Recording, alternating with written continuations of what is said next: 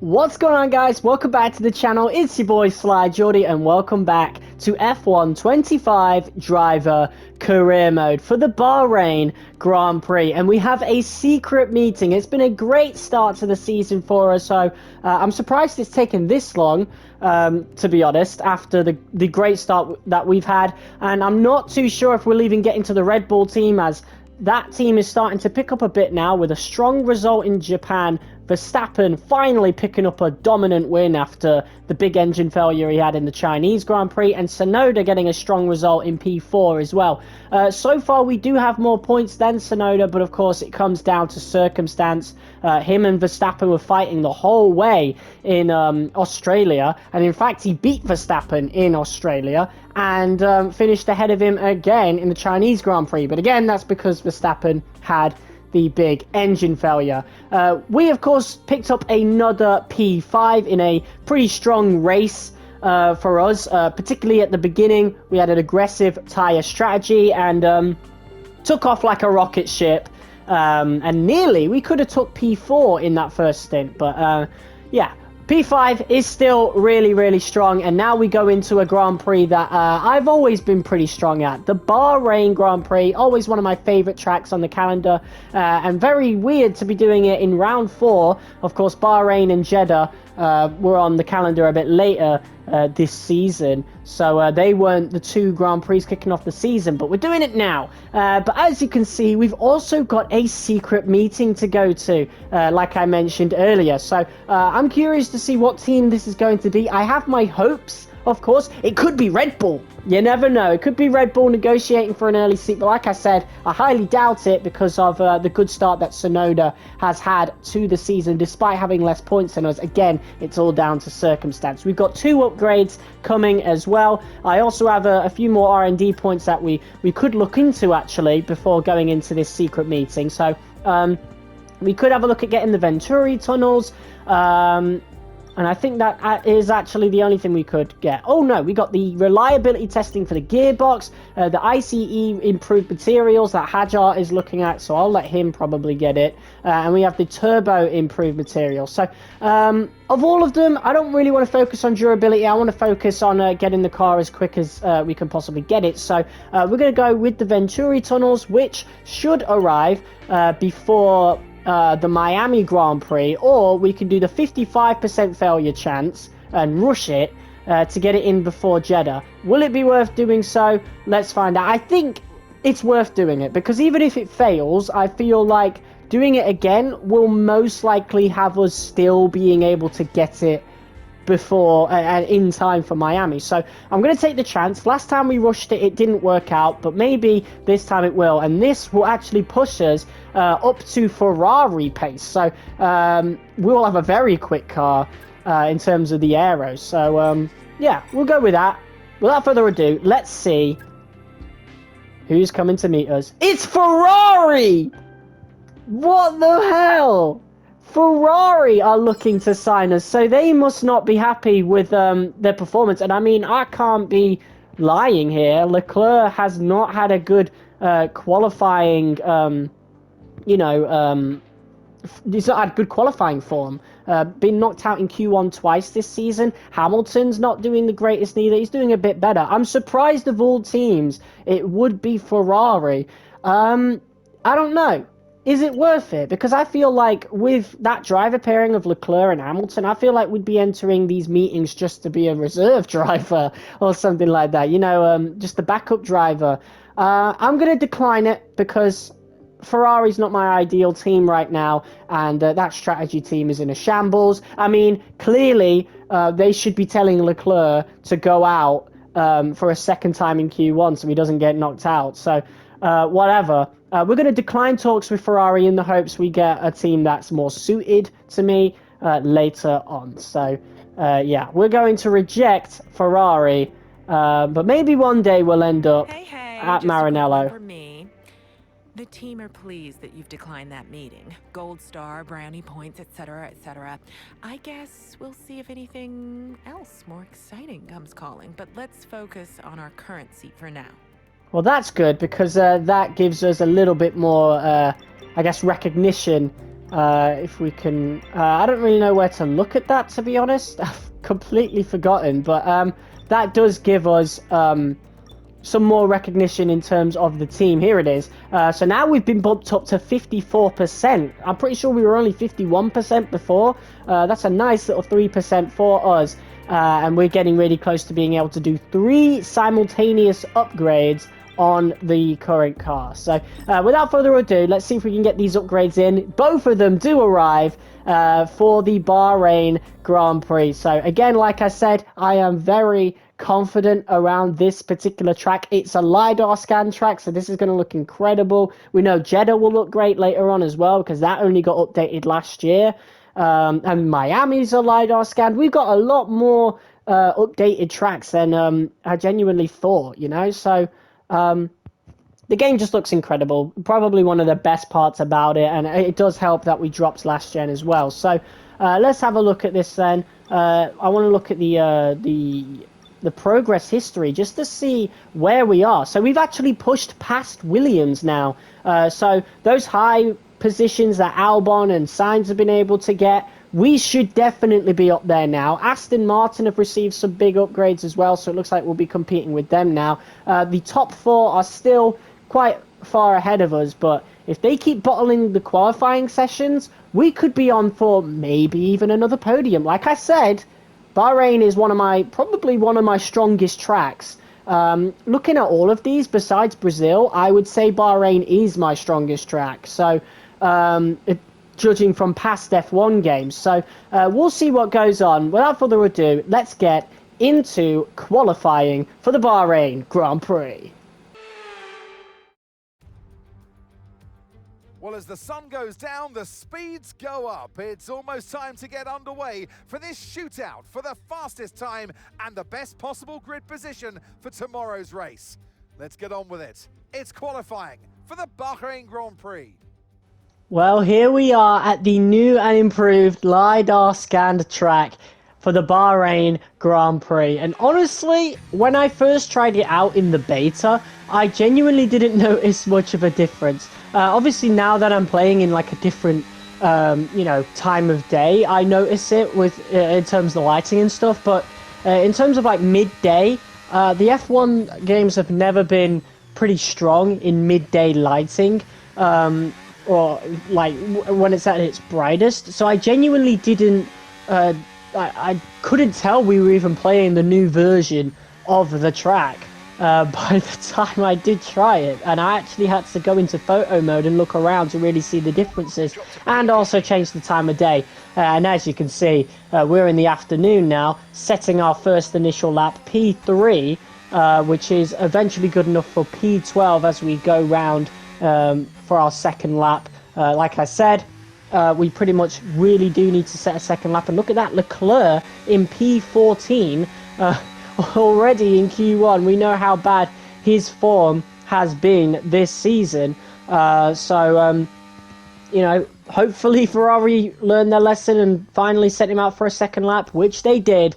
So Charles Leclerc fans who have seen him get knocked out in Q1 twice in the last few episodes, well, he makes it through to Q2, the fastest of anyone. And in fact, the only real surprise is Carlos Sainz out in Q1 in the Williams. But of course, they've not done any upgrades this season. We are now the fastest midfield team. Outside of the top 4, we are the fastest of the midfield. Quicker than Aston Martin, quicker than Alpine, quicker than Williams. We are there. So I want to use these upgrades as much as we possibly can, and we need to keep pace with the likes of Williams. So Sainz getting knocked out in Q1, maybe he got caught up into traffic. We still got Albon to beat though, and once again we're in P12, that initial lap.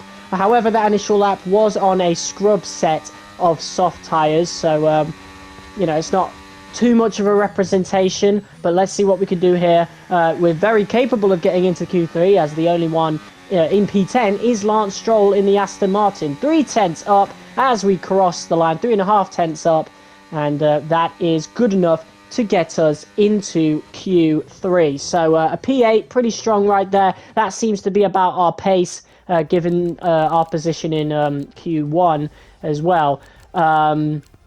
yeah, we just seem to be around that area, and there's no real surprises in Q3 for once. You know, it's exactly how you would expect it. We do have a Williams right in front of us in Albon, so perhaps we will be battling for P9, maybe a P7, judging from Tsunoda and Antonelli. Of course, Tsunoda struggling in that Red Bull in real life, but in our season, he's not done too bad at all. But Antonelli, rookie driver in the Mercedes, low rated. I feel like we could definitely get a P8 and maybe a P7. We're only setting one lap here in Q3. I only had one set of soft tyres left, and I don't want to be using the mediums anymore because I learned my lesson last episode that I don't want to scrub a set of mediums when I could be doing, you know, a two-stop, which would require me to use another set of mediums. So we're saving that qualifying set of mediums and instead, you know, going out very late with only one run in Q3 on a set of soft. So Albon's got a really good lap in right there. He's ahead of Tsunoda, ahead of Antonelli, ahead of Piastri as well, although I don't think Piastri has set a lap. I don't know where he is. Maybe he has. Who knows? But that is good from Albon to get halfway up the field, of course, as we now burn our ERS down this straight, of course. Yeah, I think I've pretty much found my difficulty now. This is exactly where I'd expect the Racing Bulls to be, and I feel like I'm being really tested here, just really using as much battery as we possibly can, pretty much draining it throughout that lap, all for P7. So that was better than I expected. I knew we could have possibly been fighting for that, but Oscar Piastri is the one that doesn't perform well. So realistically, we could have been aiming for like a P8, but Piastri doesn't have a good lap. Obviously, we're waiting for the ratings to get upgrades because that is nowhere near Piastri's pace in real life.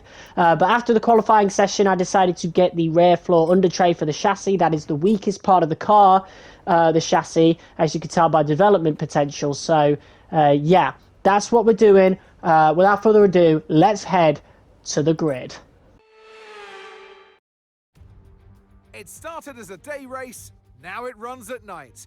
Welcome to the Bahrain International Circuit, and welcome to the Bahrain Grand Prix. We'll be racing around 3.36 miles of the magnificent Bahrain International Circuit today. Keep an eye out for drivers locking the front left down into the tricky braking zone of turn 10. And alongside me, a man, well, what more can I say? But he's a legend, Anthony Davidson. Now, we had great fun watching them win last time out. What a great victory it was.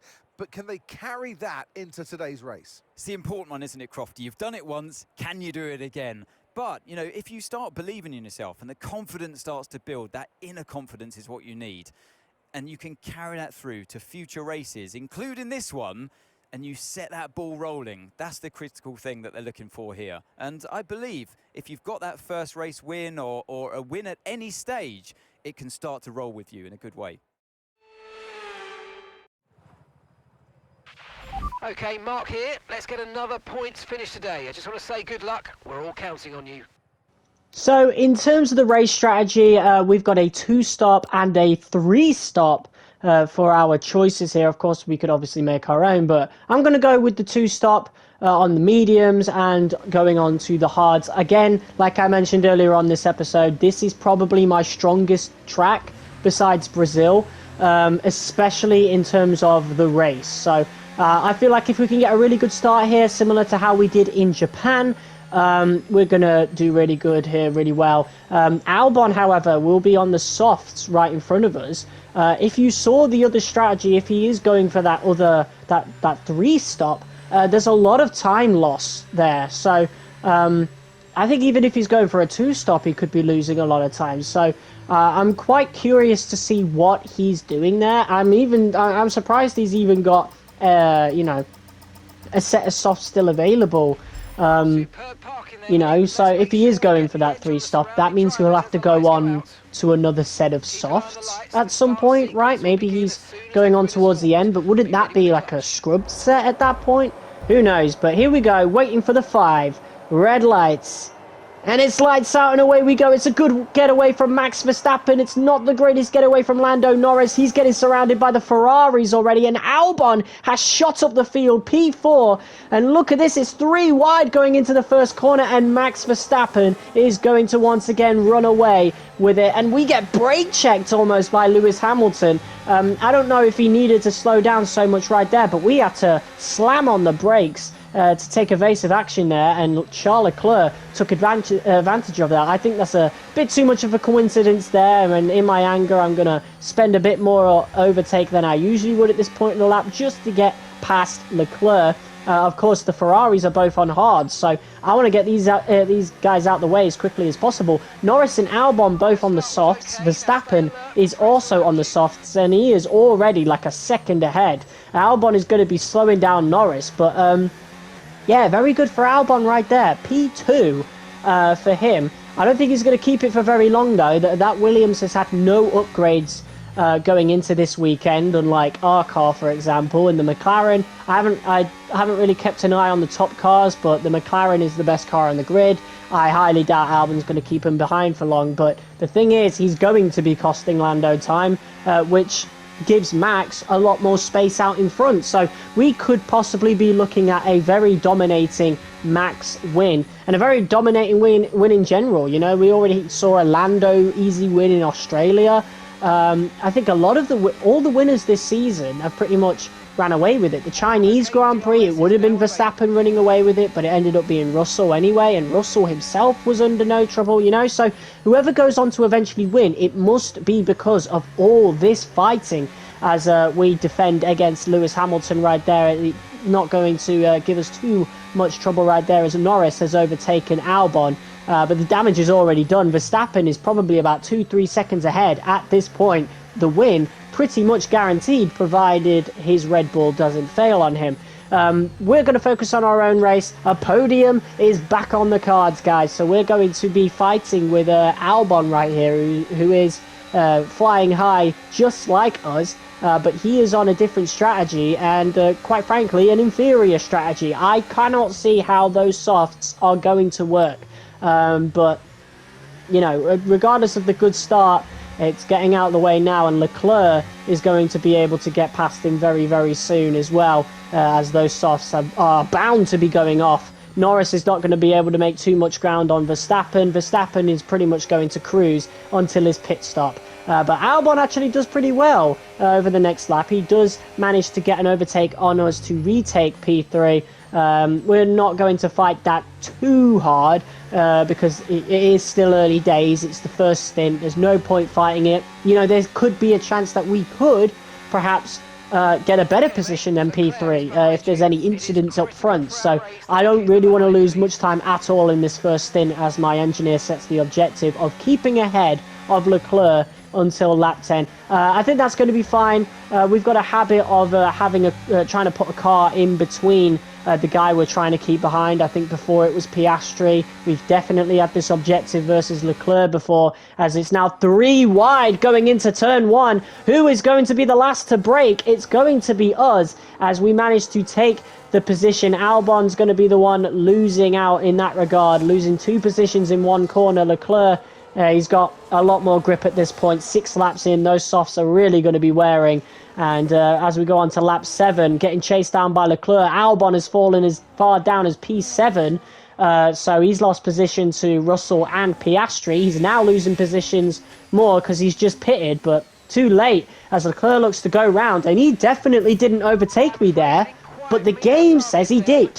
I thought maybe he got his wing in front before. But no, he genuinely just was never in front of my car. So that's a little thing that should be fixed, in my opinion. It's fine in braking point when somebody passes you. It gives you, I think, some time limit or whatever. I think there should be a countdown that goes on screen when somebody overtakes you on that kind of objective, just so it gives you time to quickly get the move back if you're driving like I am, which is, you know, defending into turn 1 like that and trying to, you know, get to the apex first and push them, you know, into a wider racing line. But as we go on to lap 9 now, this is our pit lap. We're going to coming onto another set of mediums, and that was the quickest I think I've ever been into the pit lane. My heart leapt as I crossed that pit lane line, because I thought we were going to get a penalty. That was really close. I think we were like 47 miles an hour by the time we got into the pit lane. So really, really fine margins right there. But it's a good pit stop from the VCarb crew. As we're on our mediums, of course, we don't want them to fail like they did in China. Although I think the strategy was already cooked at that point anyway. But no point talking too much about it because we have gotten in front of Albon. So his strategy has not worked at all. And I think he's only going to fall further and further down, you know. I guess he tried to pit before, but I think he should have pitted as early as lap 7, maybe, instead of lap 8, which I think was when he pitted. Because those soft tyres were not it. I think it would have been best to change strategy to go on to the mediums and then the hards, like try and match my strategy. But yeah, we're not going to come under too much pressure from Albon. Those soft tyres are already about 2 laps old at this point. So yeah, now that we're in front of him, it's not something we need to worry about. In fact, we might be able to use Albon here to keep Piastri behind us. So whatever, but he does manage to overtake Albon. Albon's in no man's land. I don't know where he is, but here comes Oscar Piastri. Yes, Russell is overtaking Albon again, as you can see from the leaderboard, as Piastri looks to go around the outside. We're going to break a bit later, and once again, nobody's passing me. You know, I am really, really good at defending into turn 1 at this track. It's part of the reason why Bahrain is one of my strongest tracks, if not my strongest track. And now, a bit of luck is on our side. This is what we wanted Tsunoda to do, or Bortoletto to do, when battling against Tsunoda in the Japanese Grand Prix. We wanted him to be in front. Well, we got Behrman in front. Here comes Oscar Piastri. If Behrman can just keep on the inside and stay ahead there, we are going to gain so much time versus Piastri. But that's not going to be the case. Piastri managed to get the move, and now we're going to go lap by lap. Piastri just cannot seem to get anywhere near us. And my strategy at this point versus Piastri was to pretty much save ERS as much as I possibly could throughout the lap. And then dump it all on the main straight. You know, this is where we would have needed it. And ERS is quite powerful. It defends really well against overtake, especially if you're already out in front. So, you know, unless it's Vegas, you're not going to catch the person in front if they're, you know, doing their ERS really well. And to be honest, I'm feeling quite confident about it. But I want to keep Piastri behind. So I'm actually going to pit early onto the set of hards. I'm feeling really confident on the hards. I've felt really comfortable on the mediums. So we'll be going on to the hards for the remainder of the race, 1 lap early. So we're not going to fight Piastri too hard here. But he might know that we're trying to pit or something, because he doesn't seem to be going too fast at all. In fact, he was trying to slow us down as we go into the pit lane here. That might have been bordering on illegal there in the F1 rules, who knows. But there goes Lando Norris. He is in no man's land in P2. Very easy for him. Verstappen is all the way out in front, 18 seconds clear of Piastri. I don't know how far clear he will be of Norris by the time he's out of the pits himself. But there goes Norris in front of the Haas of Ocon, and out come us behind Doohan. So Jack Doohan is going to be what we wanted Behrman to be earlier, hopefully. We've got Bortoletto behind us as well. Piastri will be pitting this lap. So hopefully we can catch up to Doohan to get DRS, and maybe we can use Doohan to keep Piastri behind us. Let's hope. So here we are, 7 tenths behind Doohan as we come round onto the 19th lap. I have a lot of ERS. My ERS was usually around like 35 to 40 by the time we get onto this straight. That was pretty much what I was aiming for. Looking for the overtake on Doohan now. Out comes Oscar Piastri. It's going to be 3 wide going into turn 1 right here. So what is going to happen here? And it seems as though Doohan, you know, since he has the inside going into the next turn, was actually able to keep in front of Piastri right there, which is going to be a godsend for us. And as we skip forward throughout lap 19 to the end of lap 19, we are now 2.5 seconds up on Piastri. So with 10 laps to go, that is a big deal. Piastri is on fresher hards. He's also on the best car in the grid, let's be real. Regardless of his qualifying position, that McLaren is still the best car in the grid. That 2 seconds is going to be major. It's going to be absolutely mega for us. And to be honest, it isn't until lap 25 that we come under any real danger. But once again, I'm going to use the same strategy I did earlier. In fact, I was using it already. I've pretty much been doing it the entire race, just saving my ERS as much as possible throughout the lap while keeping it at a reasonably fast pace, and then dumping it all on the main straight. So even if Piastri has DRS, he's got dirty air coming out of the coming into the final corner, coming out of the final corner, should I say, which jeopardizes his run onto the main straight. And then we've got us dumping it with 50% ERS available. Yeah, we're just running into absolutely no issues whatsoever as we now go onto the final lap. And look at that, Max Verstappen has kept it about 3-4 seconds ahead of Norris. Very comfortable victory for Verstappen.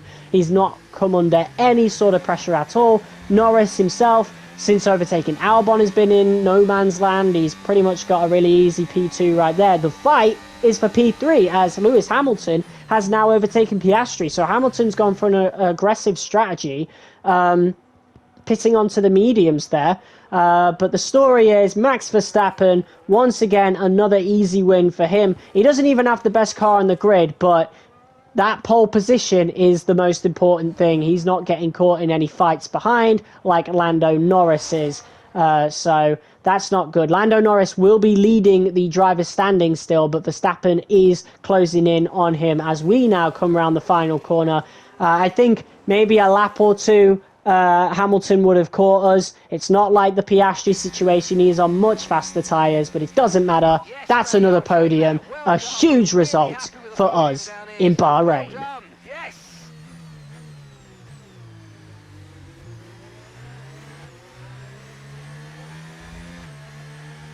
And in the end, there was no Verstappen. Max Verstappen, he takes victory. And that's 2 wins in a row now, of course, Crofty. And it marks the fact that it's not a fluke. So, you know, their head's in the right space. What more can we see going forwards?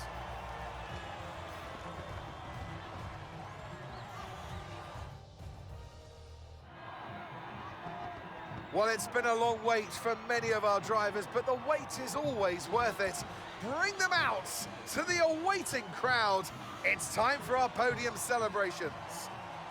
One of the all-time greats celebrates yet again. It's another podium, it's another top step for Max Verstappen. Pretty happy with that race. We maximised our strategy as much as possible, as well as our pace. Our pace wasn't exactly on par with the likes of Piastri and Leclerc, but the strategy was just so good that once we were out ahead, you know, pitting early onto the hards as well, 1 lap early really helped us.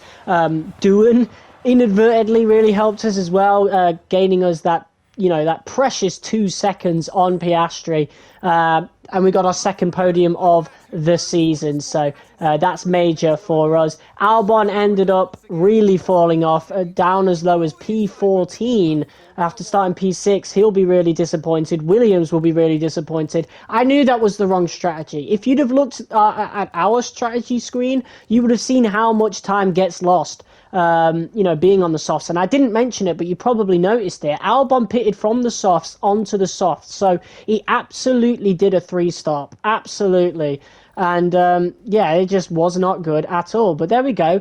P3 in the driver's standings, but we've got Hamilton and other people, you know, catching up very quickly behind, and 5th in the constructors, which is to be expected. We've just earned our first accolade, which is for 50 drivers championship points. You know, the results will slow down very soon. We've just had a really good start to the position, to the season. You know, decent qualifying and a great start to the race, of course, but you know, once we have a bad qualifying, it might all unravel from there. So we need to keep this form up as much as we possibly can, and get as many points as possible, and maybe get that Red Bull C, or whichever else comes along will entertain. But guys, that's the end of this episode of F1 25 Driver Career. If you guys liked it, Be sure to hit that like button as hard as you possibly can. Comment, share, and subscribe. And I will see you all in the next video. Until next time, peace.